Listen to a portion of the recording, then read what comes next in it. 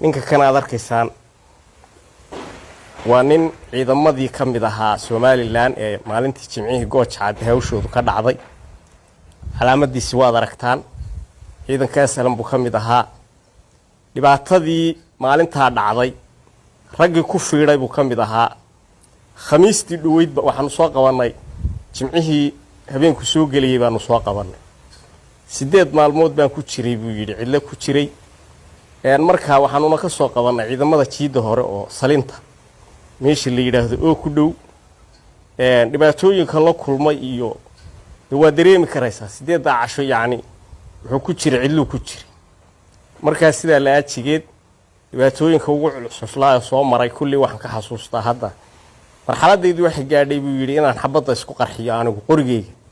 markii haraad iyo gaajo iyo dhibaato dhan igu dhacday isagaana inoo ka warramay Maxamed Haye